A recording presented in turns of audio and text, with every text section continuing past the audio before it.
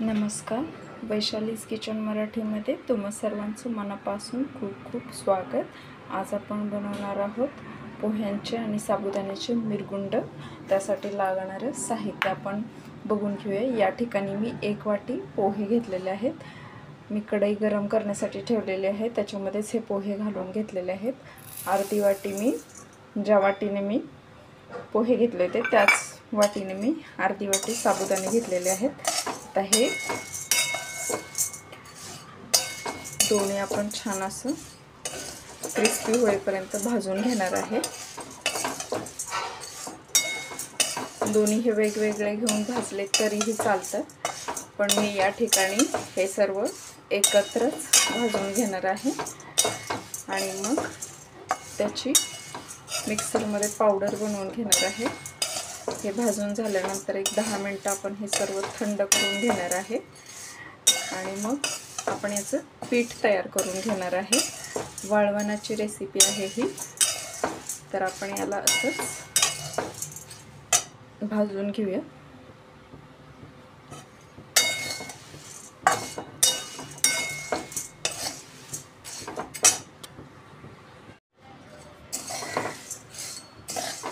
पोहे आपले भाजलेले आहेत, आपण बघून घेऊया.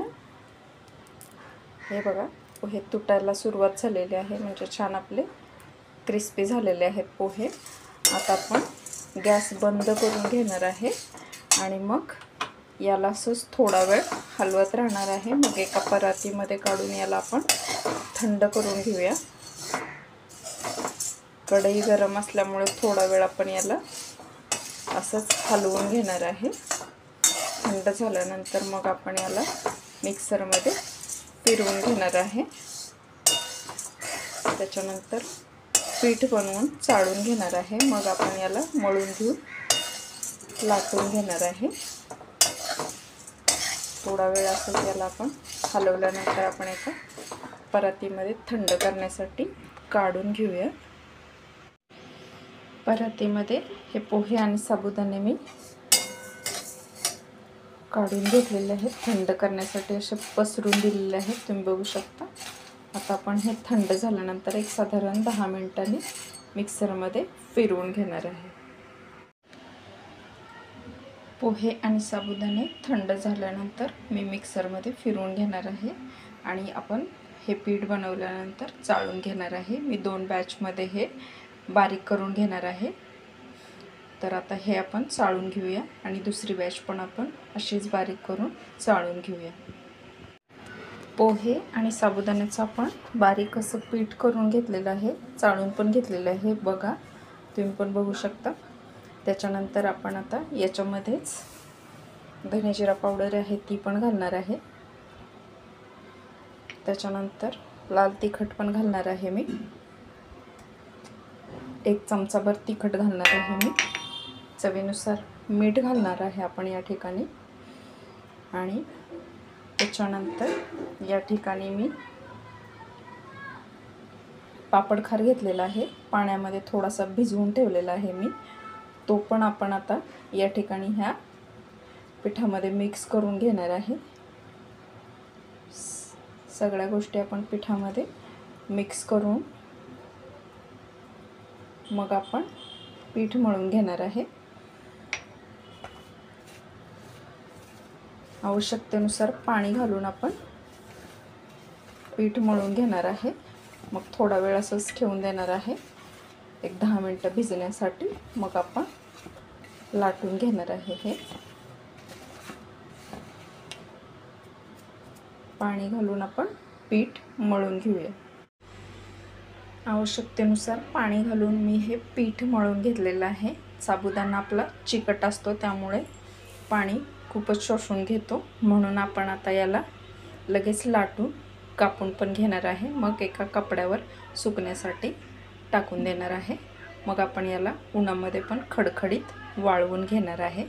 तर आपण आता याचे गोळे बनवून लाटून घेऊया.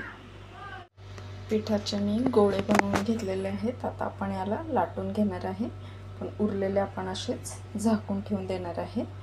आता आपण लाटून घेऊया. गोळ्याला मी एकदम पातळ असं चपातीसारखं लाटून घेतलेलं आहे।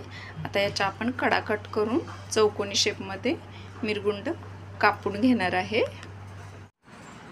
कटरच्या साहाय्याने मी याच्या कडा कापून घेतलेल्या आहेत आणि चौकोनी शेपमध्ये हे कापून घेतलेलं आहे। या ठिकाणी मी एक स्वच्छ पांढरा कपडा टाकलेला आहे। तुम्ही कपडा किंवा प्लास्टिकचा कागद टाकला तरी चालेल। त्याच्यावर आपण हे सुकण्यासाठी टाकून देणार आहे। मग आपण याला उन्हामध्ये पण खडखडीत वाळवून घेणार आहे। सगळे मिरगुंड माझे लाटून कापून झालेले आहेत। मी एका कपड्यावर सुकण्यासाठी ठेवून दिलेलं आहे। आता आपण याला सावलीमध्ये सुकवून घेणार आहे। नंतर आपण याला उन्हामध्ये पण चांगले खडखडीत होईपर्यंत सुकवून घेणार आहे। मग याला आपण तळून बघणार आहे। मिरगुंड आपले वाळून तयार झालेले आहेत। तुम्ही बघू शकता मी याला सावलीमध्ये सुरुवातीला सुकवून घेतलं, नंतर मी याला उन्हामध्ये पण वाळवून घेतलेलं आहे। वाळवणीचाच पदार्थ असल्यामुळे याला पण आपण ऊन देऊन घेणार आहे। 1-2 दिवस तुम्ही वाळवलं तरीही चालतं याला।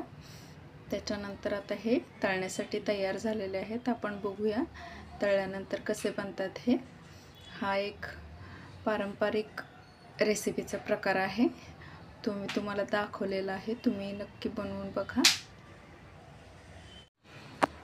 मी या ठिकाणी तेल गरम करण्यासाठी ठेवलेलं आहे। आता आपण थोडेसे मिरगुंड तळून बघणार आहे।